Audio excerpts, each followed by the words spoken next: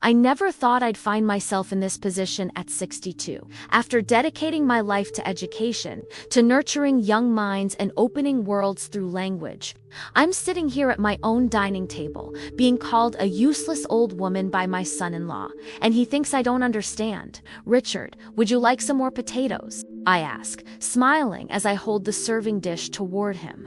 My hands, now spotted with age and slightly trembling from arthritis, still manage to keep the heavy ceramic steady. No, gracias, vieja inútil. Emuthers on there is breath with us, accepting the dish while exchanging a glance with my daughter Jennifer. I pretend not to hear, not to understand, but I do.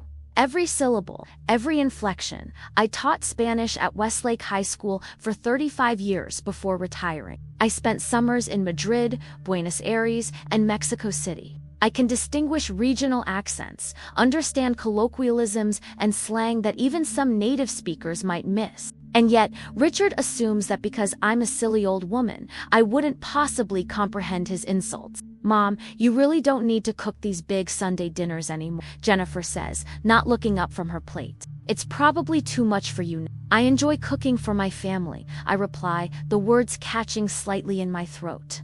It's my pleasure. Whatever makes you happy, Jennifer responds dismissively. This wasn't always Jennifer, my bright, compassionate daughter who once brought home stray animals and defended classmates from bullies. The girl who cried when I told her about poverty and injustice in the world. Something changed when she met Richard 5 years ago. Richard Martinez, handsome, charismatic, and as I've come to learn, calculating, he swept into our lives with expensive gifts and grand promises. Within 6 months, they were married. Within a year, Jennifer had changed. Mom, Richard thinks we should discuss your finances, she'd told me shortly after their first anniversary. You know, make sure everything's in order for your later years. I'd resisted then, keeping my savings, my house paid off through decades of careful budgeting, and the life insurance from when Jennifer's father passed. 20 years ago, firmly under my control. That was when the comments started. Small at first, barely noticeable. Your mother seems forgetful, he'd mentioned to Jennifer when I was within earshot. Mom, are you sure you're taking your medications correctly? Jennifer would ask, though I've never needed anything beyond occasional blood pressure. Tonight, as I serve the apple pie I baked this morning, Jennifer's favorite, since childhood, I noticed them exchanging looks again. Richard's phone slides across the table to Jennifer, a text message visible that I can't quite read. Mom, Jennifer starts, her voice taking on that artificial sweetness that's become so familiar. Richard and I have been thinking, this house is so big for just you. All those stairs can't be good for someone your age. I manage just fine, I reply, cutting perfect triangles of pie. I've been managing for 40 years in this house, but wouldn't it be nice to have something smaller, less maintenance? There are those lovely senior communities de ley sobre los papeles, Richard interrupts. Not bothering to hide his Spanish this time. Tell her about the papers. My hand pauses midair, the pie server hovering over the desert. A chill runs through me that has nothing to do with the autumn weather outside. Papers? What papers? We've actually found a perfect place, Jennifer continued, pulling an envelope from her purse.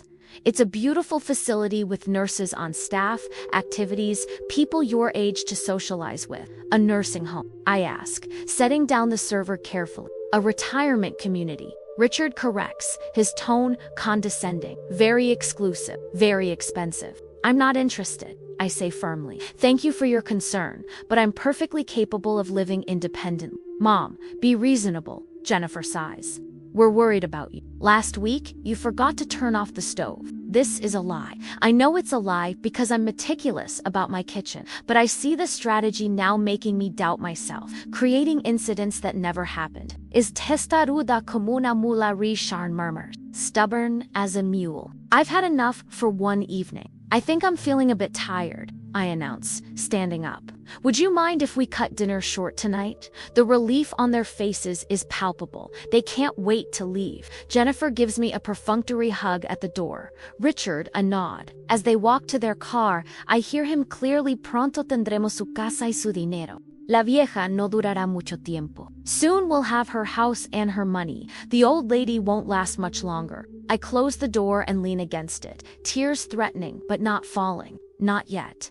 I won't give them the satisfaction, even in private. Instead, I walk to my study, where decades of Spanish literature line the bookshelves. I run my fingers along the spines Marcos, Allende Cervantes friends who have kept me company since Gerald died. I sit at my desk and open my laptop, typing slowly but deliberately. I search for how to record conversations in your home legally. I need evidence. I need protection. Because something tells me this is just the beginning of whatever they have planned. As the search results appear, I make a decision. After a lifetime of putting others first, my students, my late husband, my daughter perhaps, it's time I fought for myself. They think I'm a helpless old woman who doesn't understand what's happening around her.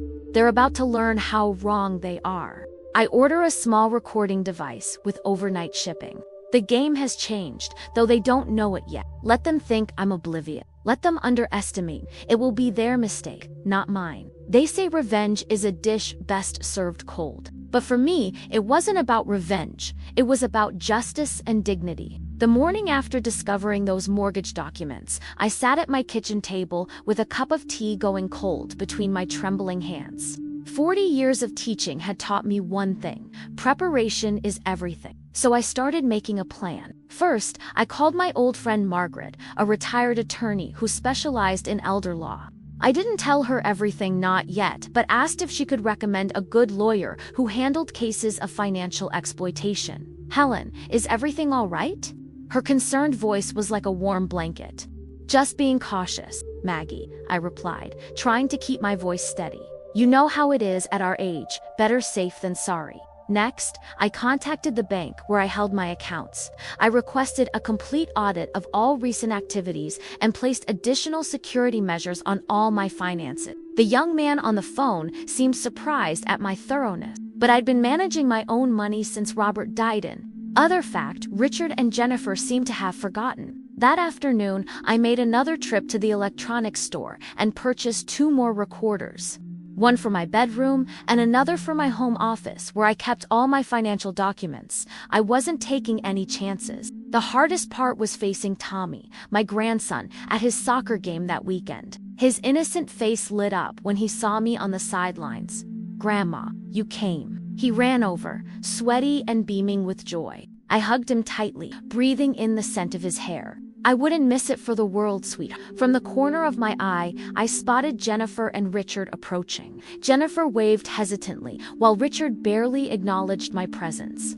"Mother, we didn't expect to see you here," Jennifer said, her tone slightly uncomfortable. I smiled broadly. "Why not? My grandson's game is important. Besides, I'm not as inutile as some might think." Richard's head snapped up at the Spanish word, his eyes narrowing slightly. Jennifer looked confused, glancing between us. "What did you say, Mom?" "Oh, just that I'm not as useless as I might appear," I replied cheerfully, making direct eye contact with Richard. "I'm still full of surprises." The color drained from his face, but he quickly recovered. "Good to see you taking an interest, Helen," he said, his voice strained. For the next 2 weeks, I played my part perfectly. I became slightly more forgetful, a little more confused when they visited. I'd misplace my glasses or forget names, little things that reinforced their perception of me as declining. All the while, my recorders captured everything. One evening, Jennifer came by alone with a folder of insurance papers that needed my signature. "Mom, these need to be signed right away," she said, not quite meeting my eyes. "Of course, dear. Just leave them here and I'll look them over." "They're time sensitive," she insisted. "The agent needs them today." I took the papers and skimmed them, noting they were cleverly disguised legal documents authorizing a transfer of property. "You know, Jennifer," I said softly, "I taught literature for 40 years, but I also taught my students to read everything carefully before signing. A good lesson, don't you think?" She shifted uncomfortably. "Mom, it's just standard paperwork. Then you won't mind if I have Margaret look it over." "You remember Margaret? She was a wonderful attorney before retirement." Jennifer paled visibly. I can just bring clearer documents next time." "That would be lovely." I smiled, handing the folder back to her. As she left, I noticed her hands were shaking. That night, I retrieved the recorder from my office. The playback confirmed my suspicions. Jennifer had rifled through my filing cabinet while I was making tea. I heard the distinct sound of papers being moved, drawers opening, and then her voice on the phone. I couldn't get her to sign them, she whispered. And now she's talking about having an attorney review everything. Richard's voice came through clearly. We need to move faster. Next time, just have her sign where needed. Don't give her the whole document. Tell her it's for Tommy's school or something. Richard, I don't know if I can. Do you want to lose the beach house opportunity? This market won't wait, and your mother's equity is our down payment. She thanked us later when she's being properly taken care of, instead of rattling around that house alone. The recording continued with their detailed plans to access my savings, the money I'd carefully set aside after decades of teaching, the funds that represented countless late nights grading papers and summers spent tutoring instead of relaxing. I sat in the darkness, listening to my daughter and son-in-law plot to steal my future, and felt something inside me harden, like cement. The tears had dried up. In their place was a cold, clear resolve. The next morning, I made 3 important calls. First, to my bank to move my accounts to a new institution. Second, to a security company to install cameras in my home. And third, to Margaret. Maggie, I need your help, I said when she answered. And I need your absolute discretion. Helen, what's happened? The concern in her voice was palpable. I'm being targeted for financial exploitation, I said plainly, by my own family. There was a brief silence before Margaret's voice came back, steel beneath her gentle tone. Come over this afternoon. Bring everything you have. 2 days later, with Margaret's help, I had transferred my assets into a protected trust, changed my will, and filed preliminary documentation with the district attorney's office, not to prosecute yet, but to establish a record. The following Sunday dinner, I welcomed Jennifer, Richard, and Tommy with special warmth. I'd prepared Richard's favorite paella dish that had taken me years to perfect. This is delicious, Mom, Jennifer said, seeming relieved at my good mood. Thank you, dear. I learned this recipe when I was studying in Valencia. My Spanish professor said I had a natural ear for the language. I watched Richard's fork pause halfway to his mouth. It's such a beautiful language. Don't you think, Richard? So expressive? He coughed slightly. I didn't know you studied Spanish. Oh, yes, I smiled, passing him more bread. Soy bastante fluida. Actually, I've always loved how certain phrases sound so different in Spanish than in English. Don't you agree? His face had gone pale, and Jennifer looked between us, confused. Mom, since when do you speak Spanish? Since before you were born, dear. I just never had much reason to mention it. I turned back to Richard. More wine, Richard. You look like you could use it. As I refilled his glass, our eyes met, and I saw the first flicker of understanding and fear cross his face. He knew that I knew, but he had no idea how much. Not yet, but he would soon. The week after that, revealing dinner was deceptively quiet. Richard avoided my calls, and Jennifer seemed hesitant when she spoke to me. I could feel them recalibrating, reassessing. They knew something had changed, but they couldn't quite figure out what. I used this time to my advantage. With Margaret's guidance, I documented everything: dates, times, conversations. I organized the recordings chronologically, had them professionally transcribed, and stored copies both digitally and physically in a safe deposit box at my new bank. Margaret called it creating an airtight case. I called it protecting myself. Are you sure you want to go through with this, Helen? Margaret asked during one of our strategy sessions. We were sitting on her sun porch, autumn leaves drifting down outside the windows. It's not too late to confront them privately, give them a chance to make amends. I stirred my tea slowly, watching the amber liquid swirl. Would you give a second chance to someone who called you useless behind your back and tried to steal your home? Margaret's silence was answer enough. Besides, I continued, this isn't just about me anymore. What kind of example would I be setting for Tommy if I let them get away with this? That it's okay to take advantage of the elderly. That family bonds are worthless compared to financial gain. Tommy, my sweet grandson. The most painful part of all this was knowing that my actions would inevitably affect him. But sometimes, hard lessons are the most important ones. On a crisp Thursday morning, I received a call from Jennifer. Mom, Richard and I have been talking. Her voice sounded rehearsed, too cheerful. We're worried about you living alone, especially with winter coming. We thought maybe you could stay with us for a few months, just to try it out. My grip tightened on the phone. That's so thoughtful, dear, but I'm quite comfortable here. But Mom, you're getting older. There was a pause. We just don't want anything to happen to you. Like what, Jennifer? What exactly are you worried might happen to me? I kept my tone light, curious. She hesitated again. You know, falls, forgetting things. At your age, it's common. At my age, I repeated, I see. And what would happen to my house while I'm staying with you? Oh, we could check on it, or maybe even rent it out to help cover your expenses. There it was, the real agenda, thinly veiled. That's very thoughtful, I replied. Let me think about it. In the meantime, why don't you all come for dinner this Sunday? I'd love to discuss this further as a family. After hanging up, I called Margaret immediately. They're accelerating their timeline. I told her, Sunday will be the day. Sunday arrived with perfect dramatic timing. A thunderstorm was brewing. Dark clouds gathering as Jennifer, Richard, and Tommy pulled into my driveway. I greeted them warmly at the door, taking special care to hug Tommy tight. Grandma, are you really coming to live with us? He asked excitedly. Dad says I can show you my new video games.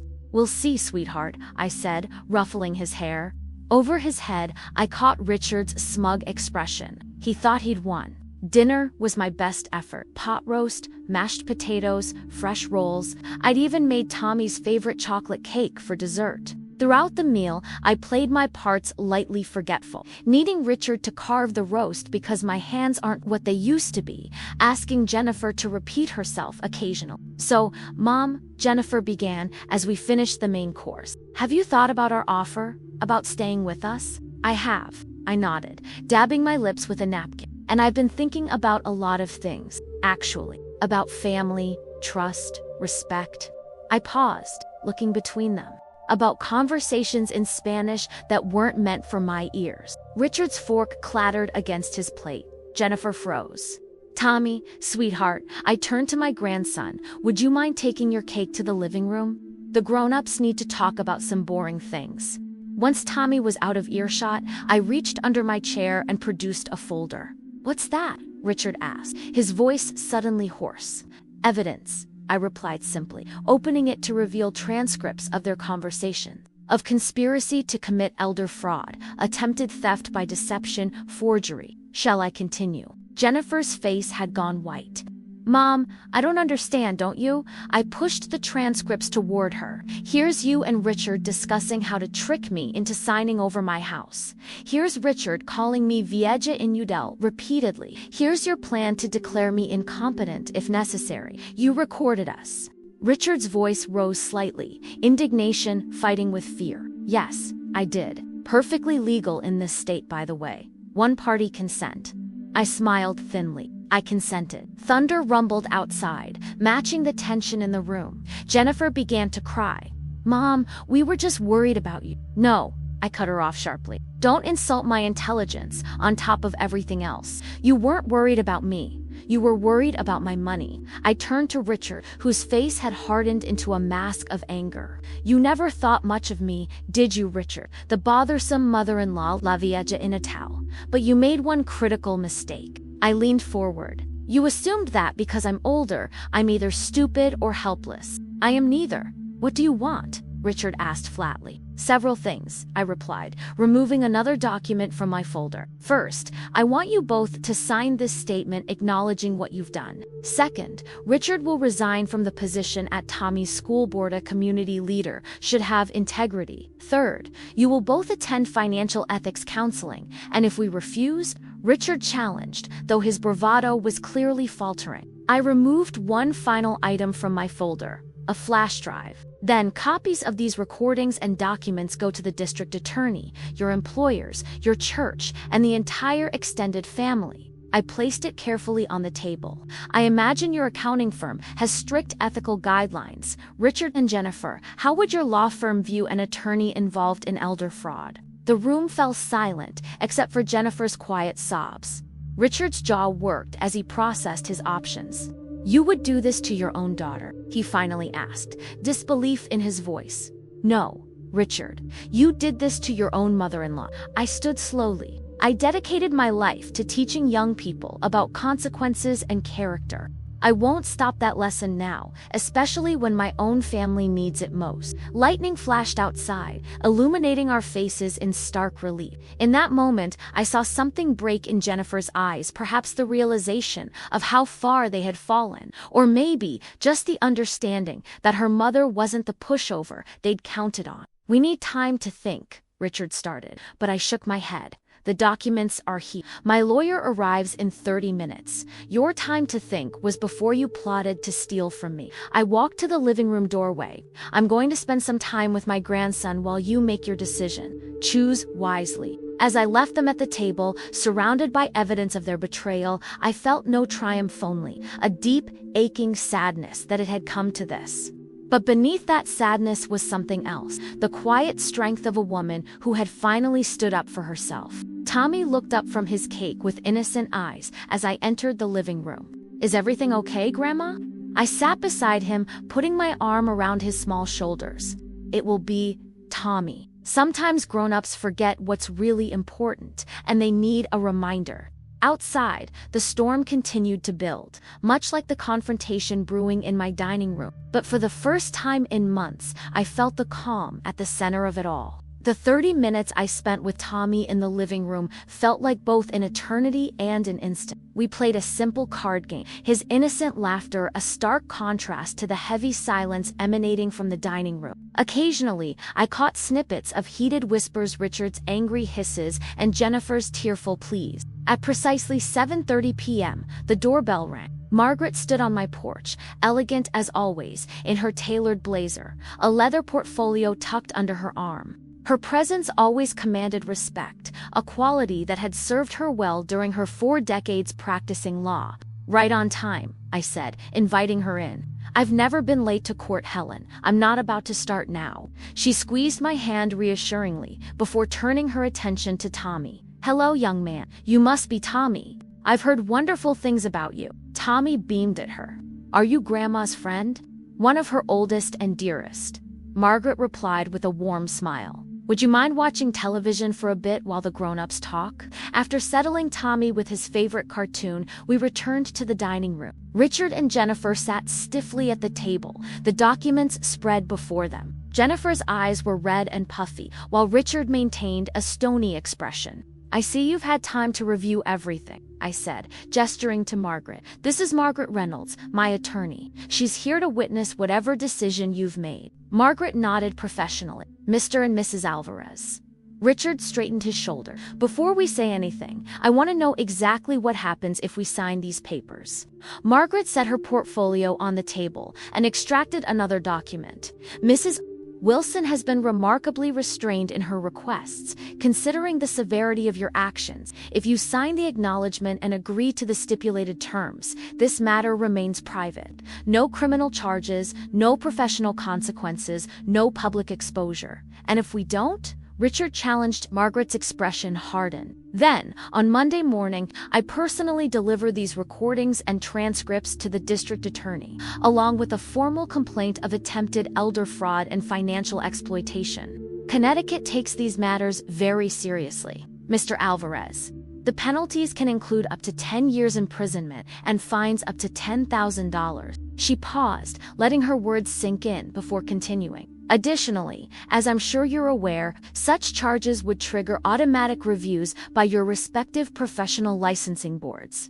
Jennifer let out a choked sob. "Mom, please, we never meant to hurt you." I looked at my daughter, truly looked at her, and saw the little girl who once cried when she accidentally broke my favorite teacup. "Then why, Jennifer? Why would you do this?" "It was the beach house," she whispered, not meeting my eyes. "Richard found this investment property in Rhode Island oceanfront, undervalued. We needed capital for the down payment. So, you decided to steal mine?" I finished flatly. "We were going to pay you back," Richard interjected. "Once the property appreciated, with what guarantee?" Margaret cut in sharply. "Was Mrs. Wilson going to hold a lien on this property? Was there a formal loan agreement? Or was she just supposed to trust the people who called her useless and plotted behind her back?" Richard's jaw tightened, but he remained silent. I sighed deeply. "I've made my terms clear. They're more than fair, considering the alternatives." Jennifer reached for a pen with trembling fingers. I'll sign. Mom, I'm so sorry. Don't. Richard grabbed her wrist. We need to think about this. What is there to think about? Jennifer pulled away from him. Do you want to go to jail? Lose your CPA license? What about Tommy? At the mention of their son, something shifted in Richard's expression. For perhaps the first time, I saw the weight of consequences settling on his shoulders.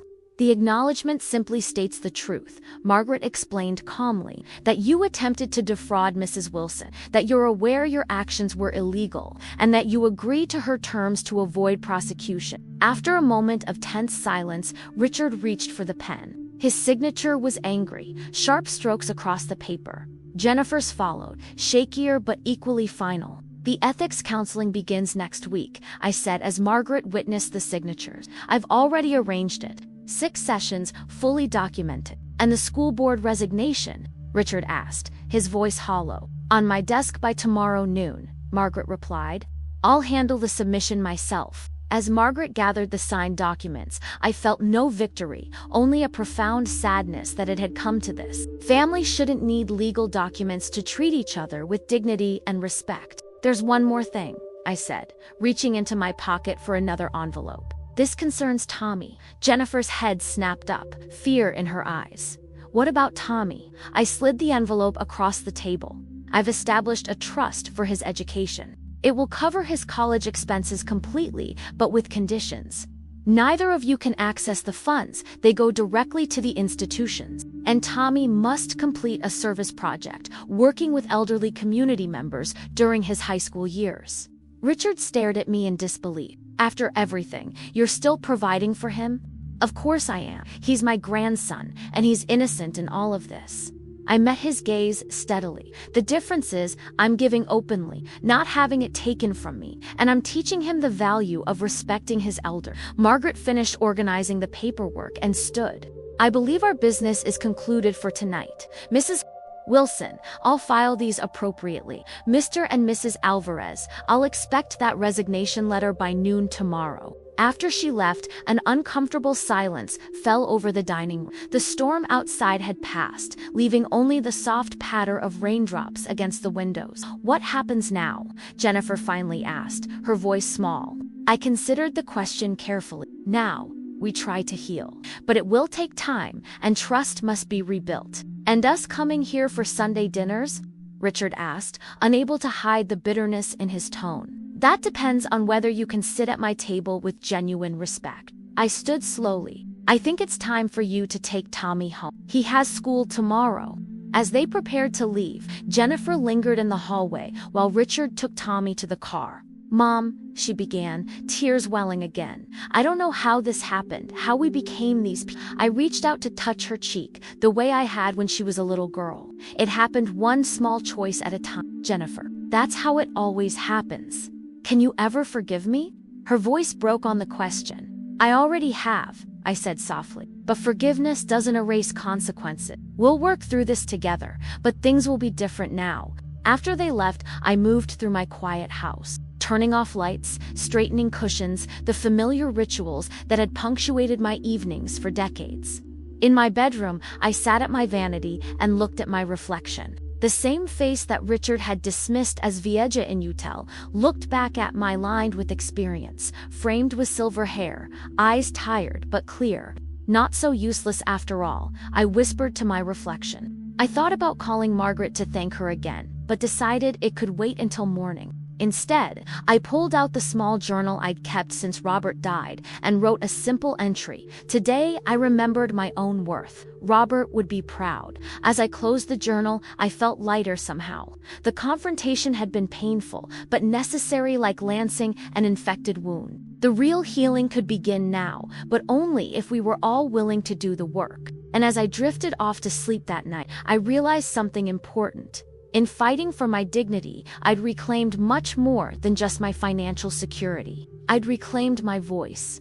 The week following the confrontation passed in a strange fog. The house felt unusually quiet, as if the walls themselves were processing what had happened. I moved through my days methodically, teaching my Tuesday afternoon literature club at the community center, tending to my small garden, having coffee with Margaret to discuss the legal aftermath. Richard submitted his resignation letter, Margaret informed me, sliding a copy across the cafe table. Effective immediately, the board accepted it without question. I nodded, feeling no satisfaction as I skimmed the terse, formal language. And the ethics counseling? First session scheduled for Thursday. I've arranged for documentation of their attendance and participation. She studied my face carefully. How are you holding up, Helen? I stirred my coffee absently. I keep thinking about Tommy. He called yesterday asking when he could come visit. He doesn't understand why everything suddenly changed. Children are resilient, Margaret said gently, and they understand more than we give them credit for. I know. I just never wanted him caught in the middle of this mess. Margaret reached across the table to squeeze my hand. You're protecting him in the long run. Better he has a grandmother with dignity than one who's been exploited by his parents. Her words made sense logically, but my heart still ached. 40 years of teaching had shown me how family dynamics shape children for better or worse. On Friday afternoon, my phone rang. Jennifer's name flashed on the screen. I hesitated before answering. Hello, Jennifer. Mom. Her voice sounded different, subdued, but with an edge of determination. We had our first counseling session yesterday. I know, I replied, keeping my tone neutral. Margaret informed me. A pause. It was illuminating. The counselor had us examine our motivations, the patterns of behavior. She took a deep breath. Mom, I've been thinking about everything, about how we got here. I realize I've been following Richard's lead without questioning, letting his attitude toward you influence my own behavior. I remained silent, waiting for her to continue. That's not an excuse, she added quickly, just something I'm beginning to understand. The counselor asked us to reflect on the values we're modeling for Tommy, and I couldn't stop crying. Despite everything, my heart softened at the genuine remorse in her voice. Self-awareness is the first step, Jennifer. I'd like to come see you, she said hesitantly. Alone, without Richard. Would that be okay? I considered her request. Yes, I think that would be good. Sunday afternoon? Thank you, Mom. I'll bring lunch. Sunday arrived with golden autumn sunshine streaming through my kitchen windows. When the doorbell rang, I found Jennifer on my porch, holding a basket from my favorite delicatessen. I remembered you liked their chicken salad, she said, an olive branch in the form of food. We settled at the kitchen table, the space between us filled with unspoken words. Jennifer looked tired, with dark circles under her eyes, and her hair pulled back in a simple ponytail instead of her usual perfect styling. How is Tommy? I asked, breaking the silence. He misses you. He keeps asking when we're having dinner at Grandma's again. She picked at her sandwich. Richard and I told him we're working through some grown-up problems, but that everyone still loves him. Good. I nodded. He shouldn't bear the weight of this. Jennifer set down her fork, meeting my eyes directly for the first time. Mom, I need to ask you something, and I want you to be completely honest. I always am. When did you first realize what we were doing? How long were you recording us? I considered her question carefully. I noticed Richard's Spanish comments months ago, but I didn't understand the full scope until I found those mortgage documents you brought for me to sign. She flinched visibly. I should never have agreed to that. I knew it was wrong, but Richard kept saying it was the only way to secure the beach property before someone else bought it. The beach property, I repeated softly. Was it worth it, Jennifer? Worth risking your career, your freedom, your relationship with me? Tears filled her eyes. No, nothing would be worth that. I don't even care about the stupid house anymore. Richard is still fixated on it, says we've lost our chance at financial security. Is that why he didn't come with you today? She nodded, wiping away a tear. He's angry, says you humiliated him, trapped him. He doesn't see that what we did was wrong. And you? I asked, studying her face. What do you see now? I see that I betrayed the one person who has always been there for me. Her voice broke. The person who worked 2 jobs to put me through college, who never missed a single school event, who taught me to be strong and independent. Then I threw all those lessons away for what? Money? A beach house? I reached across the table to take her hand. Jennifer, do you remember what I always told you when you made a mistake in school? A ghost of a smile crossed her face. That mistakes are how we learn, as long as we don't keep making the same one. Exactly. This was a terrible mistake, but it's what you do next that matters. I don't know if Richard and I will make it through this, she confessed quietly. The counseling sessions are bringing up other issues, patterns of control I didn't recognize before. He's angry all the time now. I squeezed her hand. Whatever happens between you and Richard is separate from your relationship with me, and both are separate from Tommy's relationship with all of us. Remember that. We spent the afternoon talking in a way we hadn't in years. Jennifer shared her fears about her marriage, her career pressures, her worries about being a good mother to Tommy. I listened, offering perspective without judgment. Slowly, cautiously, we began rebuilding the bridge between us. As afternoon slipped into evening, Jennifer helped me wash the dishes, a simple domestic task that somehow felt like sacred ritual. "Mom," she said as she dried a plate, "would it be okay if Tommy came to stay with you next weekend? Richard has a conference, and I have to cover a case for a colleague. Tommy's been asking to see you." "I'd love that," I replied, surprised by the offer. "Are you sure?" Jennifer nodded. "I trust you with him. I always have. That never changed, even when everything else got so twisted." After she left, I sat on my porch swing, watching the sunset. The confrontation had set many things in motion, some painful, some healing. Jennifer was beginning to find her way back, though the path would be long and uncertain. Richard remained entrenched in resentment. Tommy was caught in the middle, but would soon be here, filling my house with his boyish energy. The phone rang, interrupting my thoughts. Margaret's name appeared on the screen. "Helen, I've been thinking," she said after our initial greetings. "That community program you mentioned, the one connecting retirees with young people for mentorship, have you considered getting more involved?" "I've thought about it," I admitted. "Why do you ask?" "They're looking for someone to coordinate their expansion into 3 more schools. With your teaching background and what you've just navigated with your own family, you'd be perfect." I found myself smiling. "You think this old language teacher has something to offer?" "I think this wise, resilient woman has exactly what they need," Margaret corrected firmly. "They're having an informational meeting on Wednesday. I'll pick you up at 4. After hanging up, I returned to the porch swing, a new sense of possibility settling over me. The painful confrontation with Jennifer and Richard had been necessary, not just to protect myself, but to clear the way for whatever came next. Not useless after all, I whispered to the evening air, echoing what I'd told my reflection that night. Not even close. Tommy's weekend visit brought life back to my quiet house. His infectious laughter echoed through rooms that had felt too empty, too haunted by recent confrontations. We baked cookies, built a model airplane, and spent Saturday afternoon at the local science museum where I had once taken Jennifer as a child. "Grandma, are you mad at my dad?" Tommy asked suddenly as we sat on a bench watching a pendulum demonstration. His innocent question caught me off guard. I chose my words carefully. "I'm disappointed in some choices your parents made, but that has nothing to do with how much I love you." He nodded thoughtfully, swinging his legs. "Dad doesn't talk to me about it, but I heard him and Mom fighting. He called you names." My heart sank. "What kind of names, Tommy?" "Spanish words. I'm learning Spanish in school, but these weren't words my teacher taught us." He looked up at me with those earnest eyes. "I told Dad it wasn't nice to call people names. That's what you taught me." I pulled him close, overwhelmed by his simple wisdom.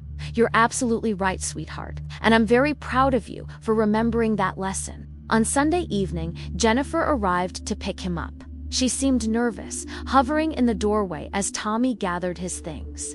"How was it?" she asked quietly. "Wonderful," I assured her. "We had a lovely time." She nodded, relief visible on her face. "Richard moved out temporarily," she blurted suddenly. "After our second counseling session, he's staying with his brother." "I'm sorry to hear that," I said, meaning it despite everything. "Family fractures were never cause for celebration." "Don't be," she replied, a new resolve in her voice.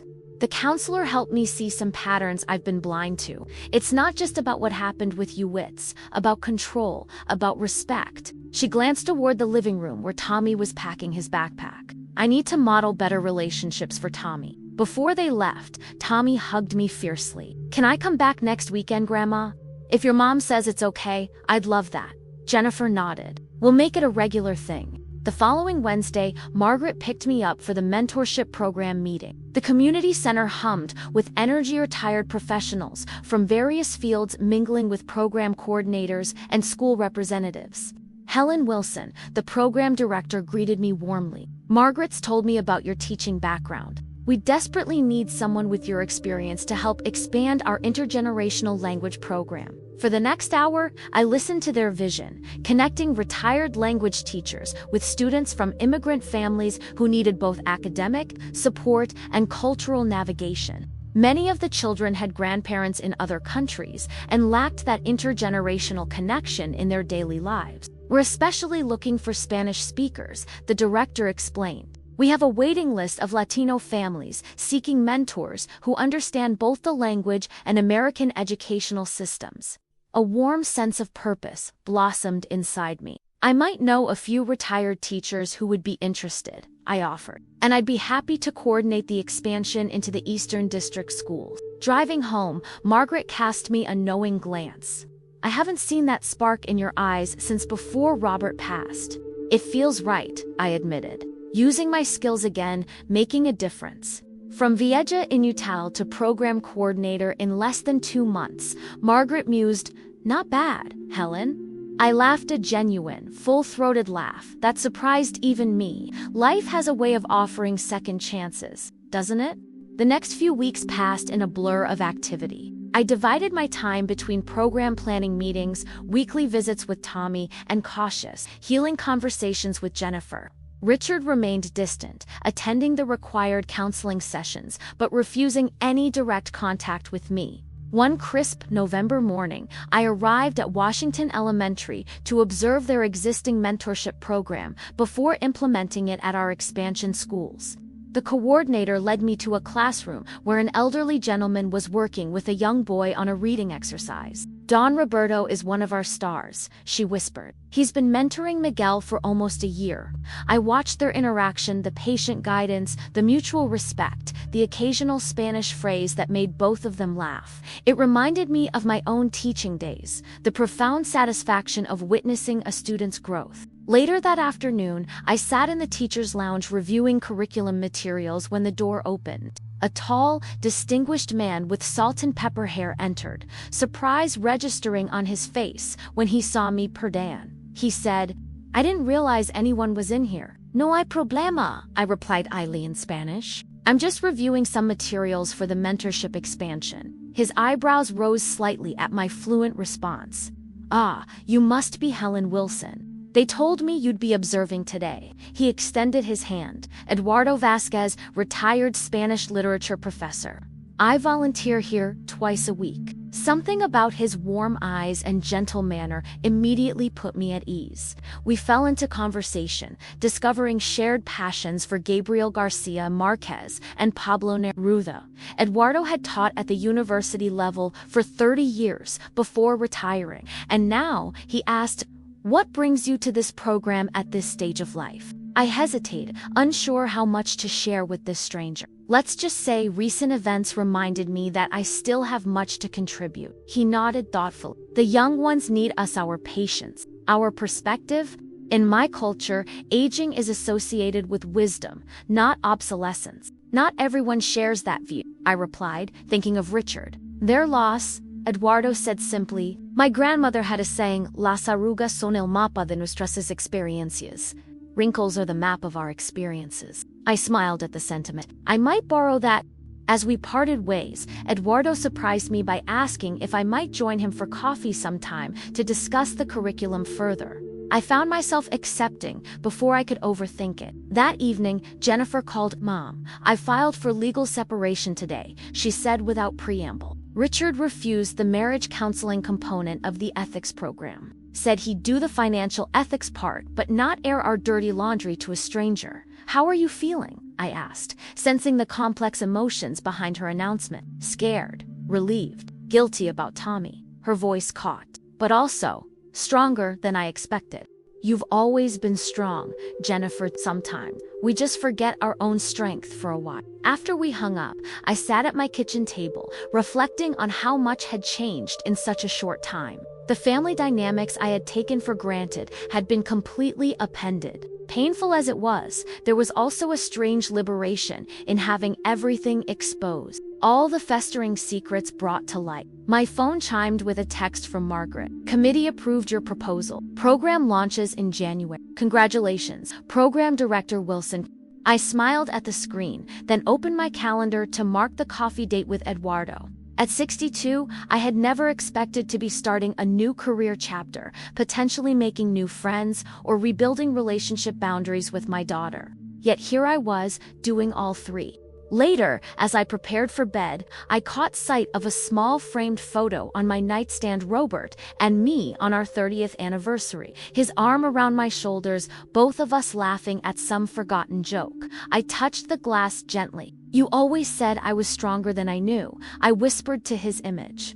I think I'm finally starting to believe you. That night, I dreamed of classrooms filled with children and elders, speaking in many languages, of bridges being built between generations. I dreamed of Tommy growing up with respect for age and wisdom. I dreamed of words, powerful, healing words flowing between people who truly listened to one another. And not once in those dreams did anyone call me useless. Coffee with Eduardo Vasquez turned into weekly planning sessions for the mentorship program. His experience with curriculum development complemented my classroom background, and together we created a framework that honored both language acquisition and cultural exchange. Our professional collaboration quickly developed an undercurrent of something more personal: shared literary references, lingering glances, conversations that drifted far beyond our agenda items. My wife passed away 5 years ago, Eduardo mentioned during one of our meetings. Cancer. For a long time, I couldn't imagine being interested in anyone else. I nodded, understanding completely. Robert's been gone 3 years. Heart attack. Sometimes I still turn to tell him something before remembering he's not there. Eduardo's warm brown eyes held mine. And yet, life continues to surprise us. No. Before I could respond, my phone rang. Jennifer's ringtone. I excused myself to answer. Mom. Her voice was tight with tension. Richard is contesting everything, the separation terms, the custody arrangement for Tommy, even the ethics counseling requirement. What does your lawyer say? That I need to prepare for a fight. He's claiming that we only agreed to your terms under duress, that you blackmailed us with those recordings. She paused, her voice dropping. He's threatening to expose you for making the recordings in the first place. I felt a cold knot forming in my stomach. The recordings were perfectly legal. I know that, but he's trying to paint you as manipulative, saying, you set us up. Her voice cracked slightly. Mom, he's using what happened against both of us now. After reassuring Jennifer and promising to speak with Margaret, I returned to the table where Eduardo waited patiently. Family troubles, he asked gently. A long, complicated story. I sighed. He smiled sympathetically. I have time, if you'd like to share it. Something about his kind eyes and attentive posture made me want to confide in him. Starting hesitantly, then with increasing confidence, I told him everything: Richard's Spanish insults, the mortgage scheme, the confrontation, and now the legal backlash. Eduardo listened without interruption, his expression darkening only when I mentioned Richard's Vieja Inutel comments.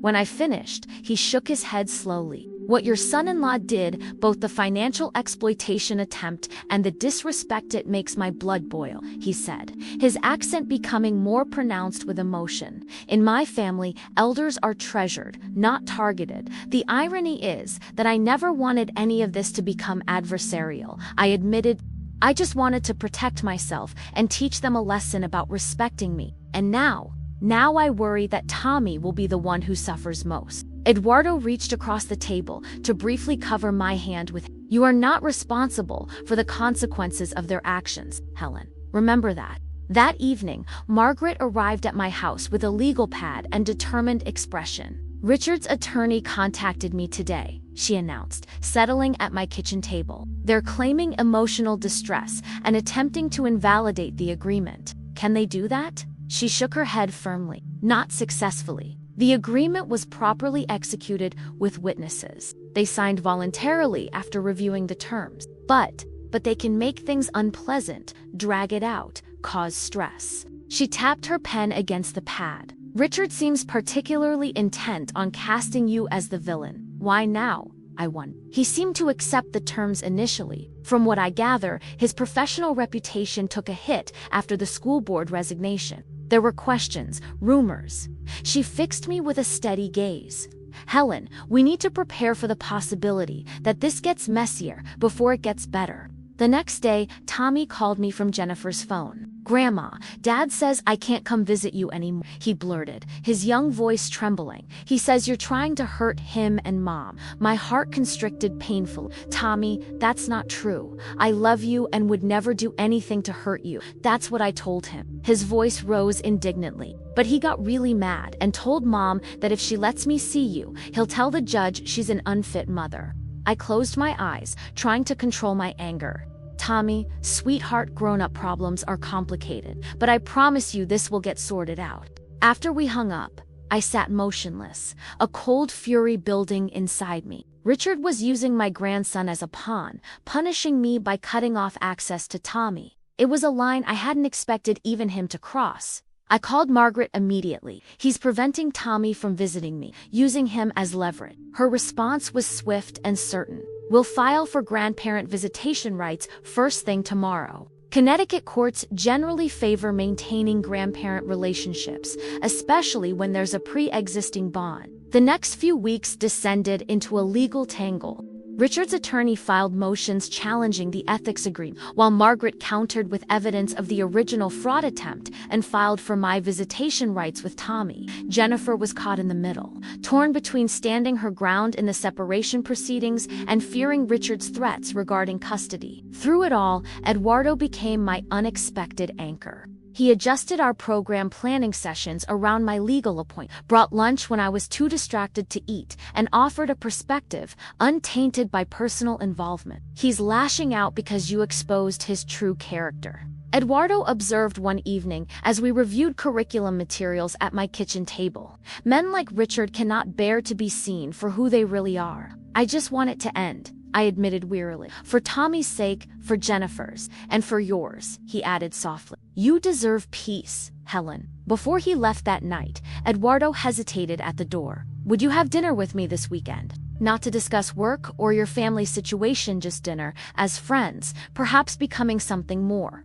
Despite everything, I felt a flutter of possibility. I'd like that very much. 2 days later, however, the situation escalated dramatically. Jennifer called, her voice shaking with anger and distress. Richard spoke to Tommy's teacher, told her you were mentally unstable and shouldn't be allowed to pick Tommy up from school. He used the recordings as evidence that you're paranoid and manipulative. The school called me in for a meeting about it. The cruelty of the attack left me breathless. What did you tell them? The truth, Jennifer said firmly. Every bit of it. I brought copies of the original documents Richard tried to trick you into signing, played portions of the recordings where he called you useless and plotted to take your house. The principal was appalled. A surge of gratitude for my daughter's defense washed through me. Thank you for standing up for me. It's long overdue, Mom, she replied, her voice stronger than I'd heard in months. I've been letting Richard control the narrative for years. No more. That evening, as I prepared for my dinner with Eduardo, the doorbell rang. I opened it to find Richard standing on my porch, his face flushed with anger. You've turned everyone against me, he accused without preamble. My son, my wife, now the school administrators. I stood my ground, keeping the storm door latched between us. You did that all by yourself, Richard. By calling you useless. That's what this is about. Your wounded pride. He stepped closer to the door. You've destroyed my family over a few careless words. No, Richard. This is about you trying to steal my home through fraud. About you undermining me to my own daughter. About you using my grandson as a weapon. I met his gaze steadily. The words just showed me who you really are. You think you've won, he hissed. But this isn't over. As he turned to leave, he nearly collided with Eduardo, who was walking up my garden path with a bouquet of flowers. The two men sized each other up silently before Richard shouldered past and stormed to his car. Eduardo watched him drive away before turning to me with concern. Are you all right? I realized I was trembling slightly. I will be. That was Richard, my son-in-law. I guessed as much.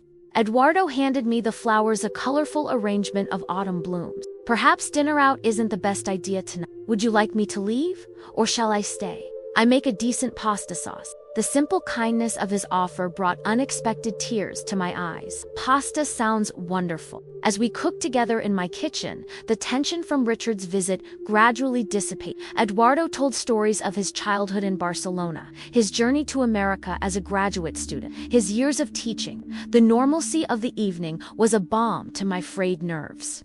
Later, as we sat on my porch swing with cups of coffee, Eduardo turned to me with serious eyes. Helen, I need to tell you something about Richard's visit tonight. What is it? As he was leaving, he said something in Spanish, probably assuming I wouldn't understand. Esa la vieja aprenderá su lugar. The old woman will learn her place.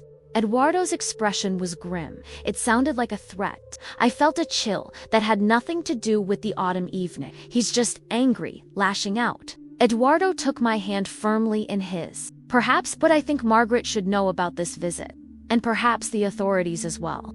As I nodded in agreement, I realized that this conflict had evolved far beyond what I'd initially anticipated. What began as a stand for dignity had become something more complicated, more dangerous. And I wondered, not for the first time, what the final cost of standing up for myself would be.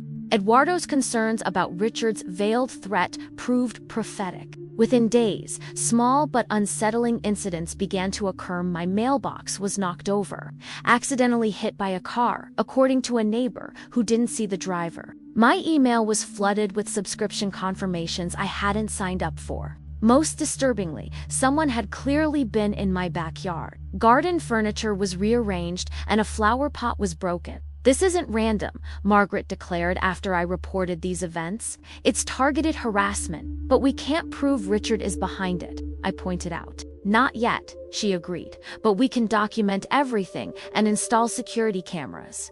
Eduardo, whose protective instincts had been thoroughly awakened, arrived the next day with a sophisticated security system. My son-in-law works in home security, he explained as he set up cameras at my entry point. He gave me a family discount. I watched him work, struck by how quickly he had become an essential presence in my life. You don't have to do all this, you know? He looked up from adjusting a camera. I know I don't have to. I want to. His expression softened. Helen, I've lived long enough to recognize something special when I find it. What's developing between us? It matters to me. His candor both touched and frightened me. With everything going on, life doesn't wait for perfect timing, he interrupted gently. My Isabella used to say that happiness finds us when we're busy with other things. Before I could respond, my phone rang. It was Jennifer, her voice tight with restraint.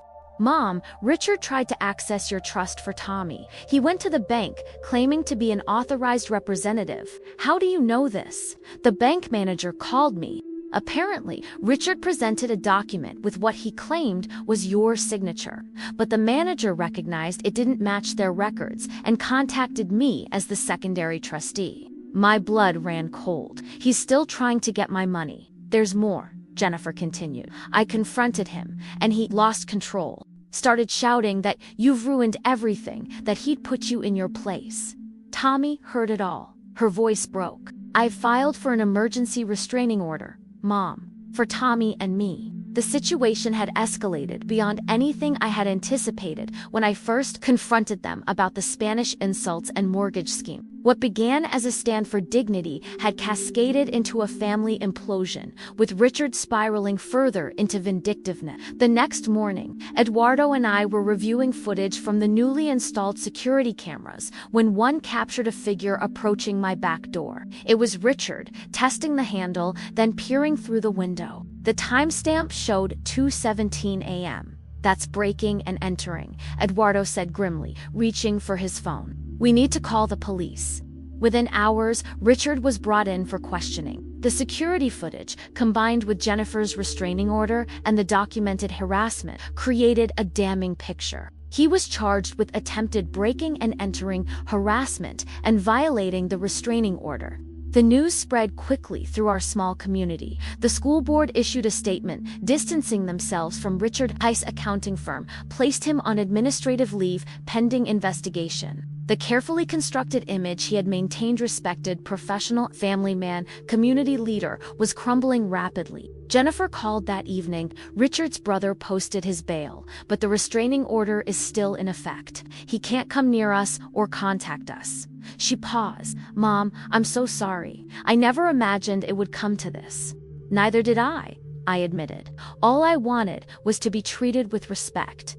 You deserved that and more, she said firmly. I should have stood up for you from the beginning. 2 days later, Margaret arrived with surprising news. Richard's attorney has reached out. He wants to negotiate a settlement drop all challenges to the original agreement, accept the separation terms Jennifer proposed, and establish a formal visitation schedule for Tommy. Why the sudden change? I asked skeptically. Self-preservation, Margaret replied. The criminal charges have damaged his professional standing. His attorney advised him that continuing this vendetta against you will only make things worse. I considered this development carefully. What do you think? I think it's probably the best resolution we can hope for, Margaret said. It would end the legal battles, establish clear boundaries, and allow everyone to start healing. After consulting with Jennifer, who was cautiously supportive, I agreed to the settlement terms with additional conditions. Richard would complete anger management therapy, and all visitations with Tommy would be supervised until a family therapist deemed otherwise.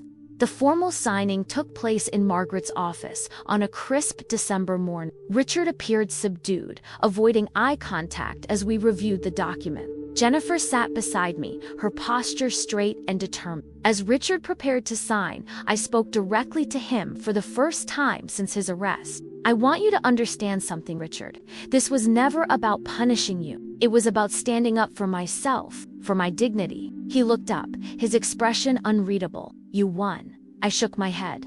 There are no winners here, only lessons, expensive ones. After the signing, Jennifer and I walked together to a nearby cafe. Tommy would be joining us later for lunch, our first official grandparent visitation under the new agreement. How are you feeling? I asked her, as we settled at a table. Like I can finally breathe again, she admitted. The house is peaceful without Richard's constant criticism. Tommy seems happier too. She stirred her coffee thoughtfully. It's strange, I was so afraid of being alone, but now I feel more myself than I have in years. I reached across to squeeze her hand. You were never alone. You just forgot that for a while. Mom, she hesitated. I've been thinking about what you said about dignity. I want Tommy to understand what happened, why our family changed in an age-appropriate way. Of course. What will you tell him? The truth. That treating people with respect isn't optional, especially family. That words can wound deeply, and that standing up for yourself isn't selfish, it's necessary. Her eyes, so like mine, held new resolve.